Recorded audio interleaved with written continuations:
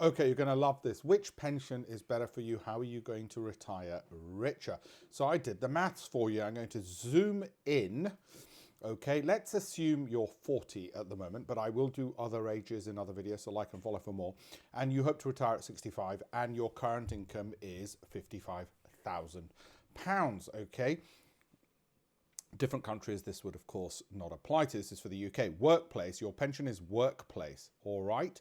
Now, your pension pot, let's say at that age is 350,000. As I said, I will work with other figures. Your pension contribution is 5% of your salary and your employer's contribution is 3%. In retirement, let's say you want to have £100,000.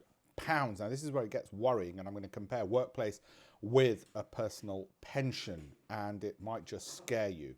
Your pension could give you this much each year, 77,472, well short of your 100K a year you want.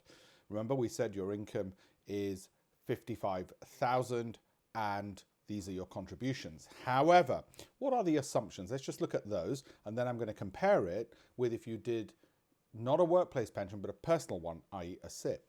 All outputs in the calculator are estimates, of course, based on the following assumptions.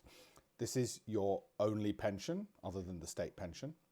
Your employee or personal pension contributions include only basic rate tax relief. Higher rate taxpayers claim more via self-assessment. Your pension fund grows at a steady 4%. That's not guaranteed. You use the whole pension pot to set up a drawdown scheme, okay, to get your 100,000 target from retirement. You take a fixed income from your drawdown scheme starting at your chosen retirement age and lasting until age 88. All right, your drawdown fund achieves a steady growth of 4%. So you're drawing capital, and obviously the income's growing with the depleted amount of capital left in there. Estimated pension income does not include any state pension, etc., and ignores income tax, because that can obviously change if any is due. Now, what would happen if, again, you're 40, and I'll do different examples, so do follow and like for more. The age you hope to retire is 65, but this is now a personal pension, okay? It is now a personal pension we're going to go into. Your current income's the same, 55,000. So a personal pension means a SIPP, self-invested personal pension. Your pension pot is currently, again, we'll assume exactly the same, 350,000. You're contributing £1,000 per month. This is per month, okay? Into that from your income of 55,000. In retirement, again, you're hoping for 100,000 to be left with. Well, your pension could give you 105,000. In fact, you're over-contributing. You could contribute less. What were the assumptions, though? Similar assumptions. Only pension, excluding state. Your employee or personal pension contributions include only basic rate tax relief, same as the other one. Your pension fund grows 4%, same as the other one. You use the whole pension pot to set up a drawdown scheme, like the other one. You take a fixed income, like the other one, until age 88. Drawdown fund achieves steady growth of 4%.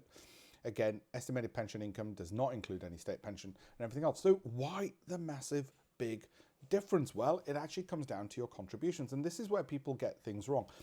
There's a couple of important lessons here. Firstly, it's not either or. You don't have to have either workplace or a SIPP. The second thing is, of course, with a SIPP, you might do better than 4%. That's why I have a SIPP, because I know by buying Microsoft and Amazon and Apple, I'm going to outperform the workplace pension I could have with a pension fund manager, even though there's employer contributions at 3%. Because I know, for instance, this year, the kind of returns I've got, but I know I've got that ability to pick those stocks. So a self-invested personal pension might not be for everyone. So it's not an easy choice to make, and you should make sure you research all of this, of course. But really, the bottom line becomes, you should be, if you can afford to, maximizing how much you use in a SIPP outside of your workplace pension, rather than just either or, so that you get a better retirement. Now, you might say, forget that, I just want to sail the world today and I don't care about a better retirement, in which case that's fine. But really, the bottom line lesson for me is, if you've got the ability and confidence, then have a SIPP, pick those stocks yourself.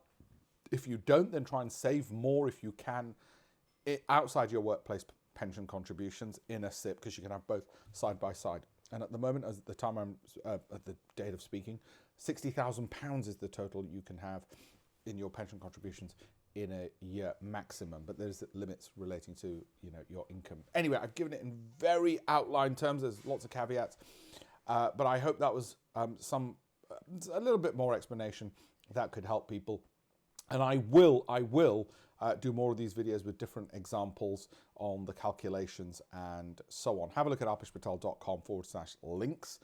If you're in the minority of 10% who would like to be handheld on, well, okay, how do you go about picking stocks in a SIPP potentially? How do you learn that? So have a look at that as well. Thank you very much. Hope you found that interesting.